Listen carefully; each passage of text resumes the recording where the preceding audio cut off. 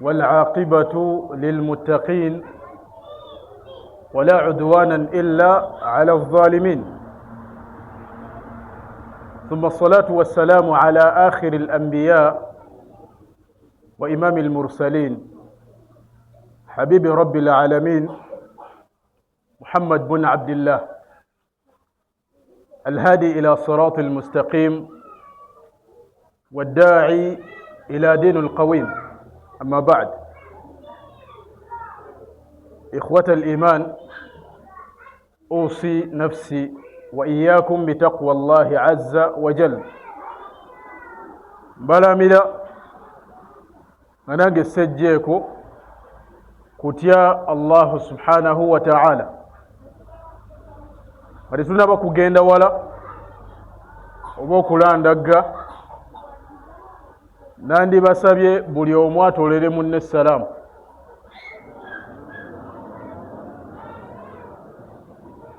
Lwaki? Tewali ddiini gy'ogenda kusanga, tewali ddiini gy'ogenda kusisinkana ng'omuntu ayagaliza munne emirembe nga tamumanyi. Nze nsobola okusanga wali nga sikumanyi, naye okulaba ng'oliko obufu bw'obusiraamu nkutolera salaamu negga assalaamu alaikum wa rahmatullahi wa barakatuh, nti emirembe gibeere gy'oli n'okusasira kwa Allah subhanahu wa ta'ala. Kale ekyo kisinkanibwa wanene mu busiraamu wokka. Era oba oyagala okubeeranga mu mirembe, kuba omuntu buli dakiika buli omu aba akusabira beera mu mirembe gya Allah subhanahu wa ta'ala. Busiraamu bwokka. Tayib, inshallah mu budde buno obutonotono ate nga bugazi tujja kubaako ensonga gye tukoonako, ate nga inshallah egenda kutugasa ffenna nga tetusosodde myaka, nga tetusosodde sayizi yadde ne kkala. Tugenda kwogera ku nsonga nga buli ali wano si mukyala si musajja, buli omu agenda kuvaawo nga insha Allah ensonga eyo emukozeeko. Tugenda kwogera ku aghna faqir. Aghna faqir. Ebiseera ebisinga buli wawulira ekigambo ghaniyu otunula ebbali noga nze siri mugagga, ne baga nti banaye abagagga mudde sayidi za wano, noga nti ate nze atali mugagga nze tebampise. Walakin sanatafayya dhilal aghna faqir. Tugenda kutambulira ku mugagga asinga obugagga ate nga mwavu, omwavu asinga okubeera nga mugagga. Era tolowooza nti gwe bulijjo woolowooza nti omugagga afaanana bw'ati nti ye mugagga gw'olowooza. Oyinza okukomekerera nga bulijjo olowooza kikyamu, obanga kye baakusomesa ku ssomero nga kikyamu, nga maaso ga Allah subhanahu wa ta'ala omugagga mulala nnyo kwoyo obusuubi. Kati ffe gwe twagala okusomako olunaku olwaleero mu dakiika zino entonotono insha Allahu tabaraka wa ta'ala. Tayib, al-ghani twagala tulaba omugagga kyokka ate nga ku maaso gaffe mwavu. Kati awo buli ali wano ayinza okugwamu mu mutemu omwo. Osobola okuba ng'oli mugagga ku maaso g'abantu ng'ate ne mu maaso ga Allah subhanahu wa ta'ala oli mugagga, ate n'obeera ng'oli mwavu ku maaso g'abantu, maaso ga Allah subhanahu wa ta'ala nga gwe mugagga asinga. Al-ghaniyu yuqal, Abarabu bagamba nti al-ghani omugagga yani alladhi ma indahu haja mutlaqan, nga tayina bwetaavu bwonna. Era omugagga abeerawo ne mugamba nti onaalya naga nti hanga siina appetite, tebabeera nayo. Kizibu omugagga okumusanga ayina appetite erya. Tukuyambe muki nti ha simanye munanyamba mmwe. Ngalaba buli kimu akikola ki? Yamliku kulla shay, buli kimu akiyina. Era woosisinkaniranga omugagga mulina okumuyamba ng'afiiriddwa, naggulawo ekikomera ne mujja nga bulijjo alowooza temwina ngeri gye musobola kumuyamba mune mujja. So mu mbeera eyo aga nti walaysa dhalika illa lillahi tabaraka wa taala wahda, atalina bwetaavu ku kintu kyonna nga mugagga ye Allah subhanahu wa taala. Allah teyeetaaga kumuyamba, era weka kutanda nolowooza nti esswala gy'osaala oyamba Allah hakamwongereko, ayinza okuba ayinamu obukendeevu gamuyambeko wano, nedda, omala biseera. Allah subhanahu wa ta'ala huwa al-ghani, ate ffe Allah aga nti antumul fuqara ila Allah, mwabeetaavu eri ani? Allah subhanahu wa ta'ala. Ate ye huwa al-ghani, ye mugagga. Iyasha, wabanga yagadde yudhibikum, abajjawo fenna n'atusangulawo ku nsi. Tekisoboka? Kisoboka. Oba olabanga tekisoboka, sooka otunulire ogambe nti nze yasookawo wano. Waliwo abaaliwo ate nga balowooza tebajja kuva ku nsi. Iyasha yudhibikum wa ya'ti bi khalqin jadid, wabanga yagadde abasangulawo n'abajjawo n'ateekawo ebitonde nga bipya. Wama dhalika ala Allahi biaziz, ekyo si kyamaanyi nnyo eri Allah subhanahu wa ta'ala. Alagira bulagizi, innama amruhu idha arada shay'an an yaqula lahu kun fayakun. Allah subhanahu wa ta'ala ensonga ze zonna wayagala zibeerewo, alagira bulagizi ensonga netuukawo. Oyo gundi afe ng'afa, tomala na biseera binene. Idhan ya Allah subhanahu wa ta'ala. طيب الفقير عند الناس, omwavu ku maaso g'abantu yaliwa? Omwavu ku maaso g'abantu alladhi la yamlik maalan, talina ssente. Era abantu kasaba kulaba nga tolina yadde ezigula ekyemisana bagandi gundi oyo mwavu bambi tumuyambe. Mwavu عند الناس. حتى لما سأل النبي صلى الله عليه وسلم أصحابه, mbaka sallallahu alayhi wa sallam yabuuza basahaba n'abagamba atadiruna man almuflis, abaye basahaba bange atadiruna man almuflis, mumanyi almuflis, omuntu atayinamu? Basahaba okusinziira ku ntegeere yaabwe n'okumanya kwabwe bamugamba nti man la dirhama lahu wala mataa, tayinamu yadde ekinusu yadde ebintu byakozesa, almataa au albidaa, tayina. Nga omutunuulirawo oti omusaasira, kati oyo enkya agenda kutuukayo atya nga tayina yadde ezigula akagaati. Almuflis. Omubaka sallallahu alayhi wa sallam n'abaga nti la, nedda, almuflis n'atandika okumwogerako n'agamba nti inna almuflisa, omuntu aweddemu atayinaamu yadde mu maaso ga Allah subhanahu wa ta'ala yono, n'atandika okumunnyonnyola n'agamba inna almuflisa min ummati, mu kibiina kyange omuntu aweddemu nga tayina yadde yono wammanga, aga nti yati yauma alqiyama, ajja kujja ku lunaku lw'enkomerero. Twagala tumutegeere yaliwa, twogera ku mwavu. Agenda kujja yauma alqiyama bisalatin, nga ine essola ze yasaalanga. Mu butuufu omusajja teyavanga mu muzikiti, omukyala teyavanga mu masajid, nolwakubadde essola esinga obulungi nesinga empeera ennyingi ku mukyala yawa waka. Omukyala essola esinga empeera ya waka. Lidhalika omukyala we yajja mu maaso g'omubaka sallallahu alayhi wasallam nga yeemulugunya Asma binti Umais, agamba nti ya Rasulallah, abakyala bansindise gy'oli, ana wafidatu annisa ilaik, nzize ku bihafu, nzize ku lw'abakyala abasigadde abansindise bampadde nkubuuza ebibuuzo bino. Arrijal fuddilu alayna, abasajja baba batusukkulumyako, batusinga buli kimu, fil jihad waljamaa wattibaa aljanaiz, kulla dhalik, omukyala n'ayogera emirimu mingi. Abasajja bagenda mu jihadi, bagenda ne basaala eswala ya jamaa, bagenda ne bakola kino na kino na kino, ffe nga tusigaddeka. N'agamba nti hal lana mithla ma ala rijali, iffe naffe tetulinawo kyansi yonna we tuyinza kubeera nga tulina ekitusukkulumya ku basajja, oba ne tubenkanankana mu mpeera kuba batusinga ebiseera ebisinga.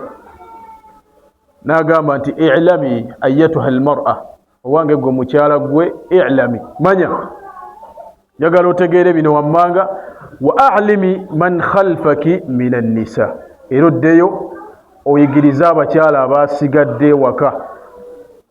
Yamugamba ati ya Rasulallah sallallahu alayhi wasallam, yaga nti inna husna tabauli almar'a ta'dilu inda Allah kulla dhalik, omukyala okweyisa obulungi eri bbaawe kyenkanankana ebyo byonna omusajja byakola, okusaala jama, okugenda mu hijja nga talina mahram. Omukyala tomala gagenda bwotyo, tosobola kusimbula n'oga nti nvudde wano ngenze Kampala okujjako nga bbaawe yakukkiriza, kitegeeza oba omujemedde womala gagenda. Lakin kasita omugondera ta'dilu inda Allah kulla dhalik, ne wabanga taata yakugambye nti jangu muwala wange, bbaawe naga nti nedda togenda, ojja kgenda olunaddako. Gwe toga nti taata ngamba atya ono bbaawe wange n'agaana. Ekyo kakisobola okukulemesa ejjana, waliyadhu billah. Saba Allah subhanahu wa ta'ala abeere nga akibataasa. Agamba almuflis, omuntu atayinaamu okujja mu maaso ga Allah subhanahu wa ta'ala yawma alqiyama bisalatin wa a'malin, ayina emirimu yasaala, wakadhalika wasiyamin, yasiiba, Ramadani temugwa, era yasooka okwebuuza bannaye omwezi gwalabise, nti gwalabise n'asiiba, talyamu. Ku saidi y'omusajja, omukyala ayinza okulyamu ennaku ze 3, 4, 5 n'amala n'aziriwa okusinziira ku butonde bwabwe, si we kiri? Ogize yawma alqiyama wakola emirimu mu butuufu, ogiweza nawe kennyini ogyesiga. Lidhalika omubaka sallallahu alaihi wasallam yagaa nti tetujja kuyingira jjana lwa mirimu gyaffe. Basahaba ne beesikamu ne bamugaa nti naawe?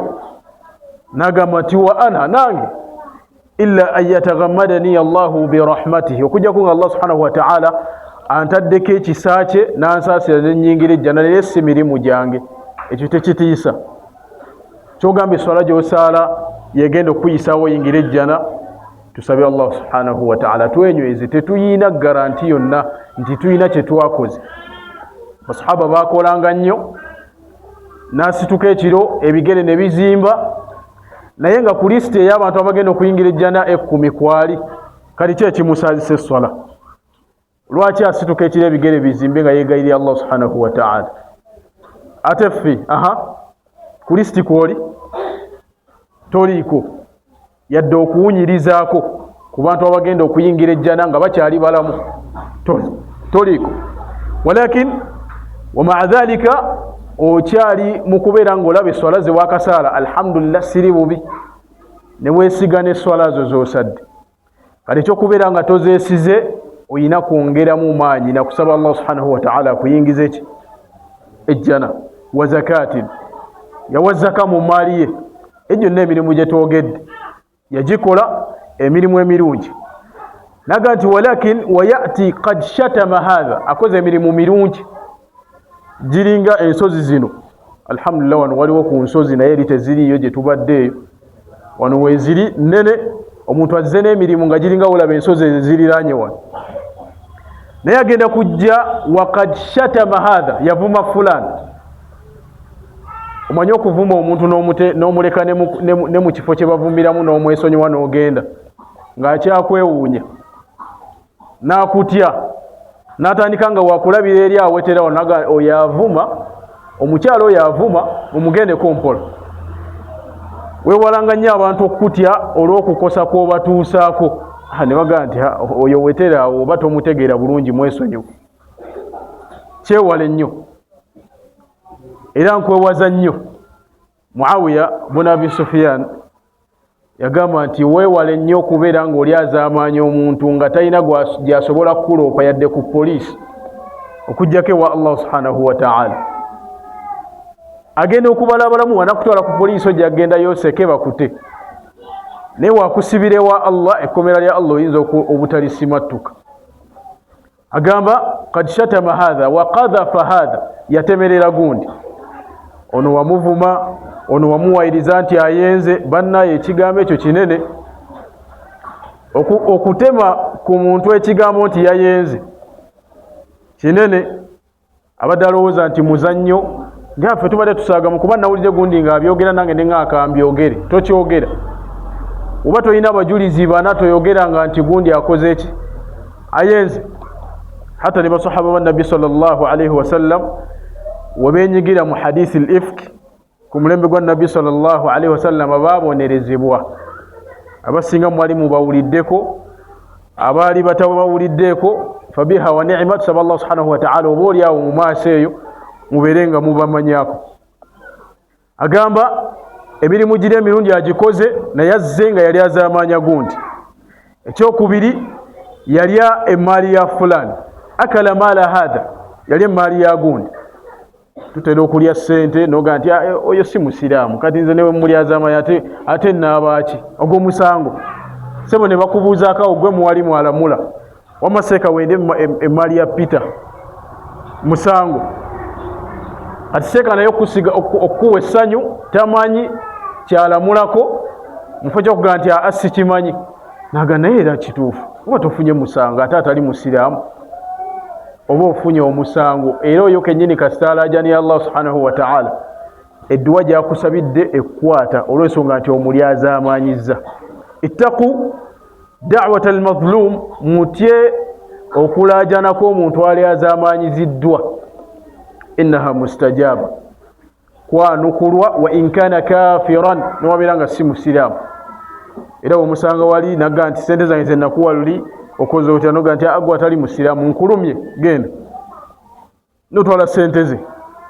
Wasaba eri Allah subhanahu wa ta'ala edduwa ekkwatirawo kubanga omuli azaamaanyizza.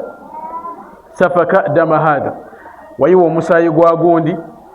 Wa dharaba hadha, wakuba fulan. Ebyo n'obikola ng'olaba tewali agenda kukwatako.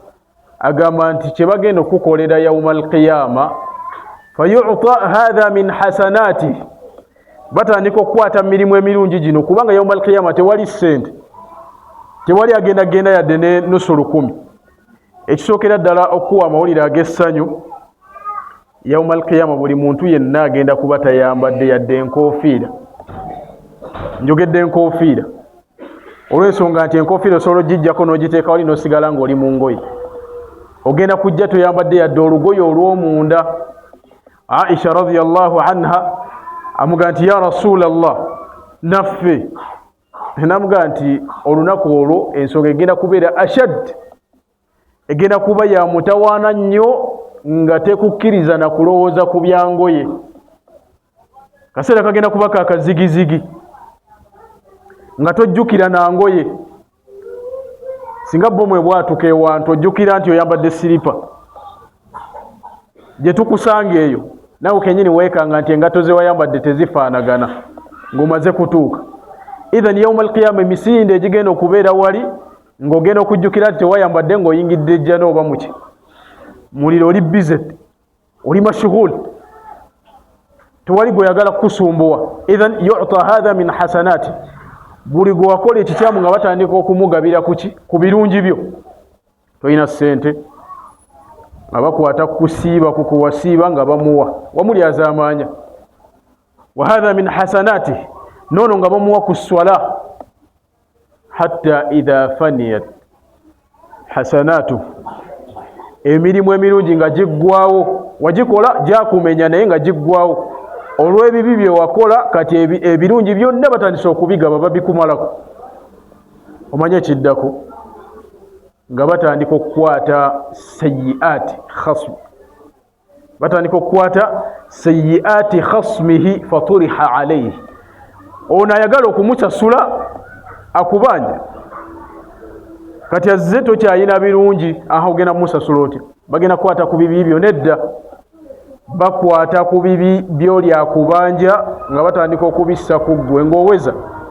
kyokka tokyalina yadde n'ekirungi n'eki bakwongerako biki bibi waliyadhu billahi tabaraka wa taala turiha alaik babikuteekako thumma ba'da dhalik tutrah fi jahannam nga bakukasuka mu jahannam saba Allah subhanahu wa ta'ala tutaase omuliro ogwa jahannam olw'ensonga nti gwokya qul naaru jahannama ashaddu harran bagambe nti omuliro ogwo gwokya nnyo era singa tubadde tumanye engeri gye gwokyamu nga twagolozaako guno ogw'ensi we baga nti genda okwatemukko wali okwatamu bali abafumba baga nti genda okwatekoko ku lyanda limu wali katono olaba oba gwokya nedda kubanga wali olozezzaako ate ogwa Allah subhanahu wa ta'ala tebakuteekangamu kyova olaba oliawo okyakola ki okyabuusabuusa n'olunaku lugenda kutuuka wejjuse kubi byewakola ki byewakola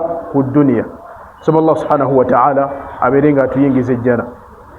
طيب الغنى الحقيقي obugagga obwannamaddala walghaniyu alhaqiqi n'omugagga owannamaddala kubanga tugambye omugagga yoyo nga talina kyeyeetaaga mu lugha mu bawarabu baga nti omugagga nga talina kyeyeetaaga mwagala okumuyamba naye nga temulinayo mutandikira yalina okubayamba ate nga tugenda okumaliriza nga tuga nti ye Allah subhanahu wa ta'ala yekka yateetaaga kumuyamba. Omubaka sallallahu alayhi wa sallam mu hadisi ya Abi Hurayra yaga nti omubaka sallallahu alayhi wa sallam yagamba nti laysa alghina an kathrati ard laysa alghina si obugagga bwe tumanyi nga buli ku ebyo ebyokubeera nga gwogamba nti wali wange ana indi hadha wa hadha siyara li wa hadhihi kadha la laysa alghina an kathrati ard obugagga tebuli mu kubeera ng'olina ebintu bingi ng'obiraga mu maaso g'abantu olina kaadi ennaku zino waliwo kaadi zakuteekako ssente abantu tebakyatambula na bbando aleeta kaadi nga nnya n'aziteekawo naga nti okwo kuliko ssente kuno kuliko obukadde buna kuno liri ettaka lyange eryessomero lyange la obusi bwe bugagga n'olwakubadde ffe bye tumanyi era bwe tubuuza wano ali asinga obugagga wano basooka ne banoonya agundi oyo kubeera emmotoka ye neriri ettaka lirye si bwe kiri bwe kiri olw'ensonga nti ku birowoozo byaffe oyo ye muki ye mugagga. Nabi sallallahu alaihi wasallam yabigaana n'agamba nti obusi bwe bugagga obugagga tebuli mu kubeera ng'olina byolagawo ebingi ebiyitiridde n'agamba nti walakinna alghina ghina nnafsi n'agamba nti walakinna alghina obugagga obwannamaddala ghina nnafsi obugagga bw'omutima. Bameka muffe ng'olina obugagga ku mutima gwo nga n'abantu baga nti ne mubutuufu gundi oyo alhamdulillah mugagga ku mutima ate ne baga nti gundi oyo bannayo mwavu naye ng'olina emmotoka 8 abantu ne baga nti oyo alina omutima omwavu. Temukimanya ekyo lwaki osigala owankawanka tatatalla fima baina nnas ngoga nti gundi oyo neri ettaka yandirimpadde n'ofaafaagana naye n'omusindikira abatema ebijambiya ne bamutemaatema ne balimuggyako n'olikwata noga nti badde banzanyisa nze nzanyira ku ttaka nze. Obusi bwe bugagga kubeera ogenda kubikuŋŋaanya thumma ba'da dhalik otuuke mu maaso ga Allah subhanahu wa ta'ala akulamule. Lwaki ono wamutta nti olw'ettaka walirekera ni wagenda nalyo wali olabeewo wano omuntu ng'abadde alina yiika 5 ne bamusiba mu ssanda nga mulimu akagundi akaveerako ettaka kisoboka?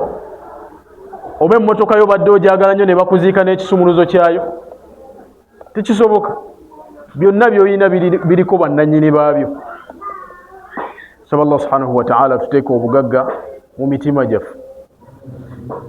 Era omubaka sallallahu alayhi wa sallam hadithi eyo yagituleetera okutulaga nti obugagga tebuli mu kubeera ng'olina bingi mu kibatu naye omutima gwo nga weekomako taqna ng'okola ki indaka alqanaa wekkusa nekyoyina okwekkusa nekyoyina si kwe kubeera ngoga nti nze akatono sigenda kwongerezako ku kino kyendi mukulya nedda.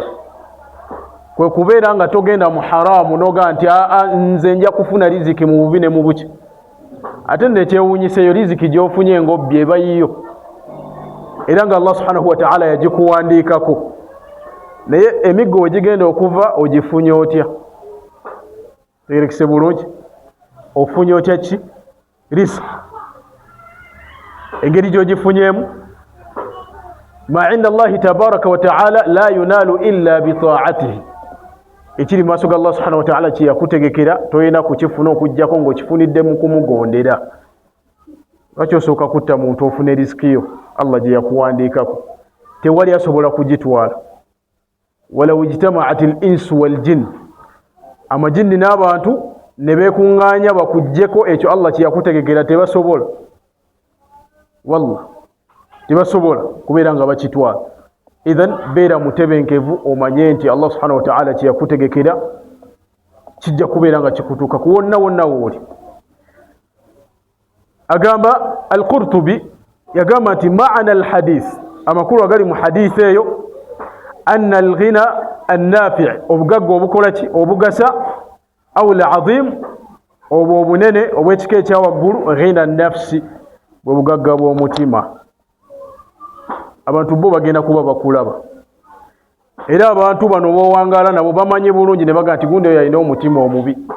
Naye sirabangayo muntu atambula ng'omutima guli wano ku ssaati gufulumyeyo, oba ku kikaaya nti omutima guvuddeyo tegukyali munda. Naye lwaki baga nti olina omutima omubi? Tasarrufaati, ebintu byokola bireflectinga, biraga ekikuli muki? Mu mubiri gwo. Naga nti gundi yalina omutima omulungi, alhamdulillah. Enneeyisa gyokola ki? Gye weeyisaamu kati. So beera ng'oli mwegendereza nnyo. Era abantu bano abali ku nsi be abajulizi bo maaso ga Allah subhanahu wa ta'ala. Omala okufa bino bye bakunyumyako, bamalayika bajja nga bawandiika, naddala bino bye bakunyumyako mu kaseera akasembayo.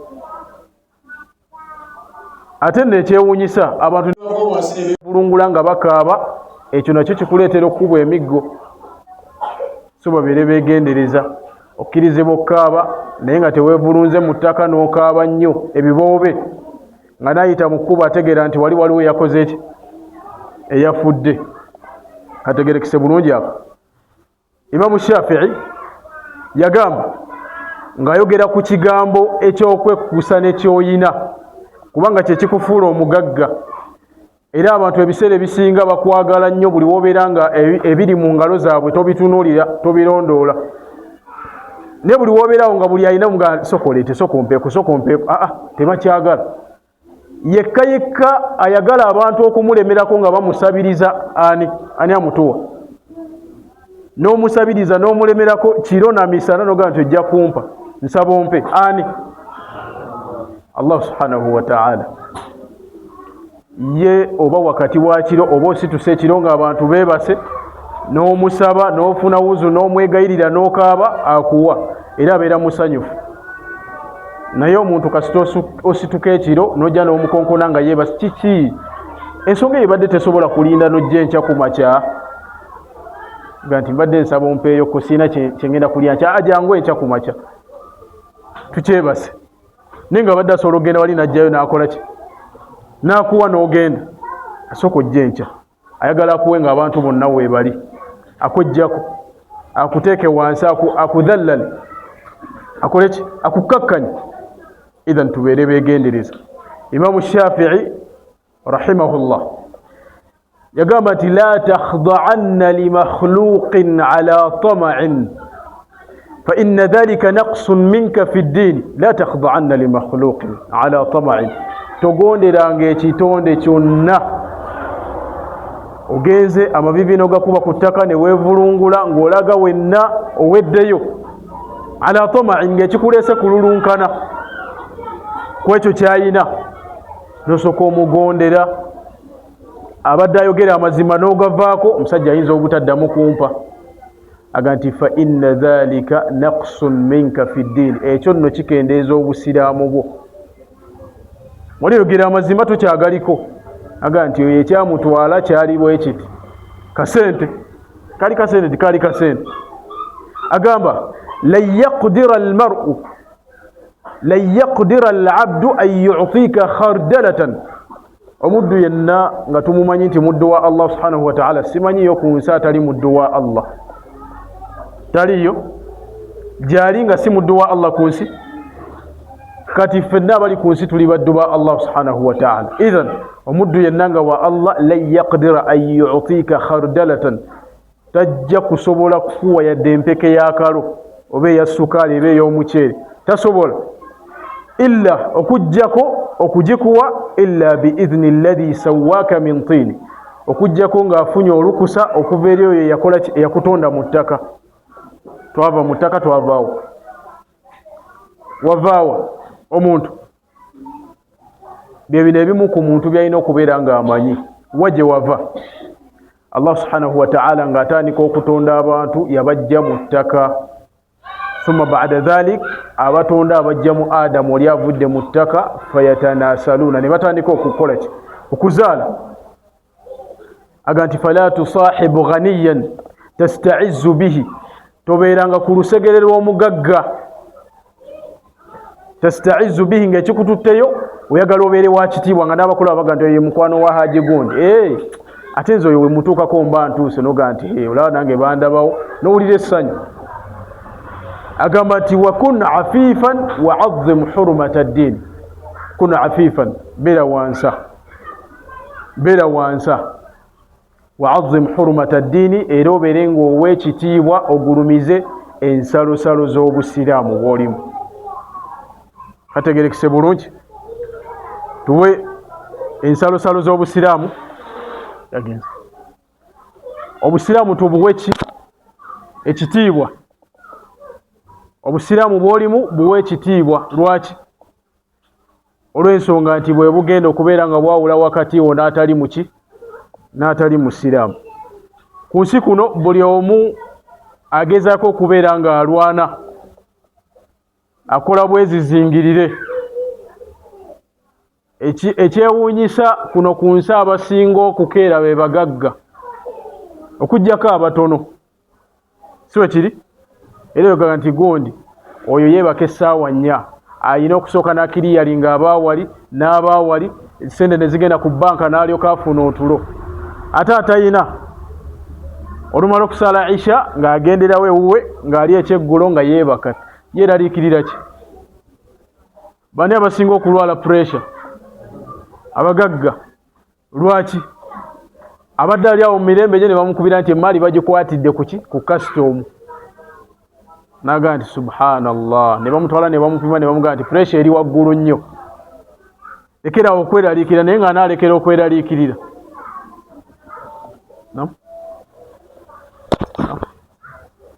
gakomyo tayib idhan omugagga yasinga okukola ki okweraliikirira mu bugagga bwe bwaliko Allah subhanahu wa ta'ala yamwogerako n'agamba nti alhaakumu ttakathur alhaakum attakathur yani ashghalakum alhaakum yani mulimu llahu muli bize fi ttakathur mu kuyinjiwaza okusinziira ku bamufassirina baagaziwa agamba attakathuru fi lamwal wal aulad okubeera nga oli ali awo agaha kati simanyi gundi yajja kunjerega nti ate abaana sinnaweza 10 kampasa omukyalo omulala gundi yajja kunjerega nti sinnagulayo mmotoka kanjigule bajja kuntegeera alhakum attakathur hatta mpaka eyo lilghaya hatta zurtum almaqabir ekyo mugenda kikola mpaka nga mufudde nga mutuuse ku maqabir nga babaziiseeyo si nti mugenze kulambula ziyara ey'obutadda yeyokubeera ng'omuntu ayingira kaburi n'atavaayo nga gwe batutte Allah ga nti kalla sawfa ta'lamun mujja kumanya thumma kalla sawfa ta'lamun oluvannyuma mujja kumanya lwaki omuntu ajja kugenda ategeere nti mu butuufu bulijjo bye baŋŋamba byamazima ng'obudde tebukyakola ki tebukyadda mabega ate kiba kibi nnyo okutegeera nti mu butuufu oli kye yali aŋŋamba n'oli noono kyali kituufu naye nga tokyasobola ekyo kyoba okola bakiyita annadamu. Bakiyita batya? Annadamu kigambo kya Muwarabu, kwe kwejjusa. Lidhalika omu ku Bawarabu yaga nti iyakum an tuhmalu awqatakum fatandamu yawman ala ma fatakum, mbewaza okulagajjalira ebiseera byammwe olw'ensonga nti akaseera kagenda kutuuka mwejjuse ku ebyo ebyabayitako. Bakugamba nti saala, gwe noga nti akaseera tekannaba kutuuka. Siiba n'otandika okwebuzabuza nga woyina alusaazi, naye nga bulijjo toziina. Ekisiibo kasita kituuka n'ozifuna. Waliwo omuvubuka omu nali mumanyi wabweru w'eggwanga lino, nga we mutandika okusiiba asiibayo ennaku ezi 2, enkeera olunaku olwokusatu n'afunawo panado n'amumira nga mulaba. Wamala okumumira naga nti bannaye ndi mulwadde, siri bulungi. Ne mukiteeka mu bwongo nti mulwadde, n'atandika okulya paka ekisibo ekikola ki wekiggwa kunaga ndi mulwadde. Eddagala nga mumuga nga tomira, nti nja kumira nga tuli waka, nja kumira eddako. Naye emisana luna n'alya haka tasasiiba. Esswala ng'asaala Lwajjuma. Abaayi fe abali wano tusaala Lwajjuma oba osaala esswala. Ebirala byonna bizanyireko naye kasita otazanyira ku ki? Ebirala byonna teekako omuzannyo naye esswala yiyo. Gwe mulimu gwe bagenda okusooka baga nti aha esswala yeri etya? Gwe gwokka. Awwalu ma yuhasabu bihi al-abdu yawma al-qiyama as-sala. Emirimu gyonna ng'ogitadde wali bagenda kusooka kutunuulira sswala. Werisangibwa ng'eri bweti, alhamdulillah, emirimu egisigadde baga nti ajje. Naye werisangibwa ng'erimu ebizibu ogenda kusooka kugisasulira.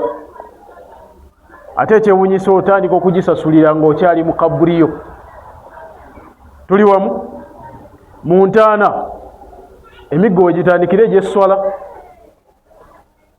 Ahadisi weziri bazitulaga nti omuntu bamuleetera omusota nga gutiisa okukamala, batugamba guyina akaki akawalaata. Idhan ebyo byonna okubyewala saala ng'esswala gy'osaala yeesemba. Ogimanyi esswala esembayo?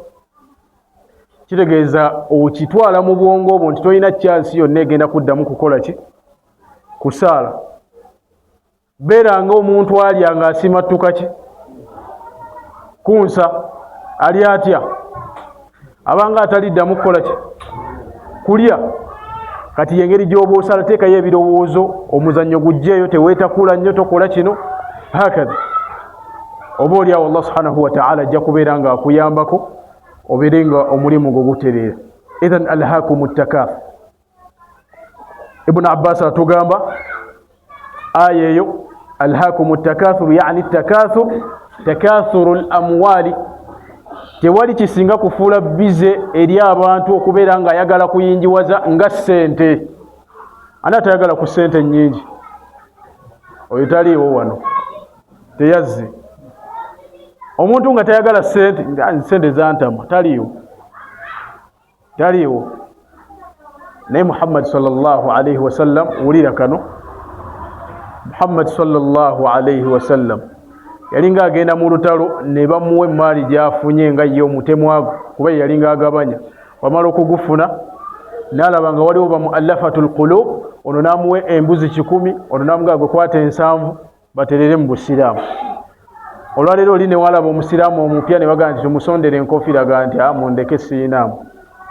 Muhammad sallallahu alayhi wa sallam era abasajja nga bagenda ne bagaa nti tukkirize Muhammad fa innahu yunfiq, agaba olugaba infaqu man la yakhsha al-faqr, olugaba lw'omuntu atatya buki bwavu.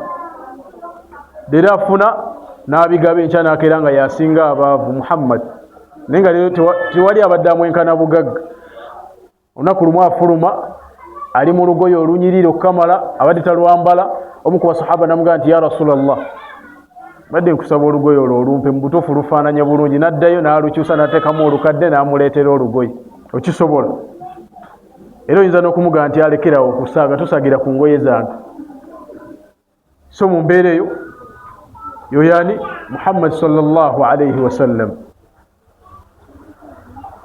في صحيح مسلم مكتاب كya مسلم gwetumanyi obulungi atugamba hadisi ngeva ku Matraf an abihi ngajija ku taatawe yaqul agamba qala agamba ataitu nabiyya sallallahu alayhi wasallam najja eri omubaka sallallahu alayhi wasallam nengenda jali wa huwa yaqra ngasoma alhaakum takathur aya gye twakasoma muli bize mu kuyinjiwaza emmali mu kuyinjiwaza abaana ebiseera by'eswala ne bibayitako omuntu naga nti nkyali bize tujja kusaala edda n'ogatta eswala olw'okuba obadde oyina emmali gy'okyamaliriza oli bize weerabidde yatonda obwa bize yakuyita ogende osaale yagamba sallallahu alayhi wasallam omubaka saa sallam okubannyonnyola aya yagamba nti yaqulu ibn adam omwana adamu agamba ati maali emaali yange buli omu afiiririra emaali ye omuntu ng'afa asooka n'agamba n'atandika okugira kyokka takyasobola nakwogera mufo kyogamba la ilaha illa allah oba ashhadu an la ilaha illa allah tabijjukira ebyo atandika kugamba naye temwerabira ekyapa kyange kiri saidi eri mugire lire ettaka teribadde lyagundi nayo lyange ebisinga mubitegeerako olwo olunaku ng'afa alajana emaali yange aga nti wahal laka ya bna adam omubaka sallallahu alaihi wasallam owange gwe omwana adamu oyina kyoyina ku nsi kuno min malik mu maali gy'obadde owangala nayo illa ma akalta fa afnait okujjako gy'olidde n'ogisaanyaawo era ebiseera ebisinga emaali gy'olina yeyo gy'ogenze wali n'olya n'ogisaanyaawo rizqiyo gy'okyayina mu ngalo essimu eno gy'olina ogiraba okukakasa nti siiyo ng'ogudde kabenje abasooka okukuyamba basooka kutaasa ani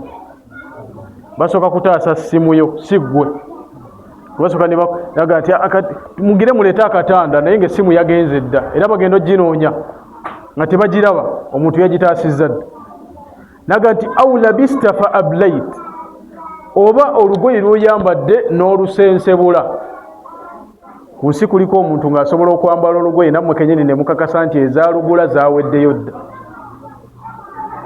oba oli ku lizikiyo gikola ki ogimalayo oga nti sente zange zikola ki ziggwayo naye oba tonnaba kulukola ki kulusensebula waliwo abajja okulwambalamu era kakasa nti lwabo naga nti au tasaddaqta fa amdait oba gy'osaddaase neegenda eyo yiyo era ogenda kugisinkana ku miizaaniyo nga yiyo mu maaso ga allah subhanahu wa taala ebiseera ebisinga bye batugamba tusaddaake osooka n'ogamba naye ngenda kufuniramuwa kuba sente zange ngenda kuziteekayo naye nze nsigala nfuniramuwa ogenda kufunamu mu maaso ga allah subhanahu wa taala kyowaayo kigenda direct kuki ku miizaaniyo seka obudde busembedde bakiya hiwala kam min addaqaiq illa thawani aywa qala li annaha ma baqiya illa thawani tewasigadde okujjako obutikitiki kitegeeza neddakiika emu tekola ki tesigaddeeyo wabula nsaba tumalize ne hadithi eno egamba bukhari gwe tumanyi obulungi nga imamu al-bukhari mu kitabo kye hadithi ng'agijja ku ibn shihab az-zuhri atuga nti anas bun malik radiyallahu anhu yatuga nti anna rasulallahi sallallahu alayhi wasallam mazima omubaka wa allahu tabaraka wa taala agamba nti law anna li ibn adam wadiyan singa omwana adamu abadde ayina olusenyi alwadi olusenyi ttaka liri awo liri fulaati ne baga nti eyika ya haji gundi mu butuufu kikusanyusa nga abantu bakwogerako era ebyo ebisinga n'okuleetera abantu okutta bannaabwe naga nti gundi yalina eka za 20 naga nti aha banjogeddeko oluzaalo lw'ekirala ettaka oba ogenda kuliryako ki kukwogerako gundi yalina abaana 3 abantu ne bakutendereza n'osanyuka agamba nti abakubanga alina olusenyi aha agamba nti la ahabba an yakuna lahu wadiyan yandiyagadde era abeerawo ng'awankawanka afune n'olulala tannamatira aga nti walan yamla faahu illa turab omumwa gw'omwana adamu tegusobola kubeera nga gukola ki gujjula wakadhalika fi riwaya balaga jawfu ibn adam omumwa oba munda mu mwana adamu temusobola kujjula okujjako ki ettaka n'omutima gwo tegusobola kumatira mpaka ng'omaze kuziikibwa. Awo noga nti mubutuufu mbikakasizza biri si byange mbirese nti aho ogenda kukolawo kisimanyi. So mu mbeera eyo tubeere beegendereza nnyo.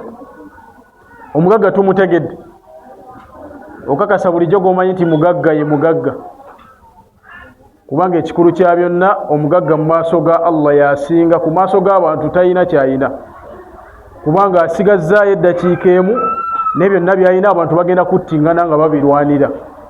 Kati omugagga mu maaso ga Allah subhanahu wa ta'ala yoyo Allah tabaraka wa ta'ala gwe yatugambako n'omubaka sallallahu alayhi wa sallam. Sigenda kubanga nsukkakaawo. Subhanakallahumma bihamdik ashhadu an la ilaha illa anta nastaghfiruka wa natubu ilayk. Assalamu alaykum wa rahmatullahi wa barakatuh.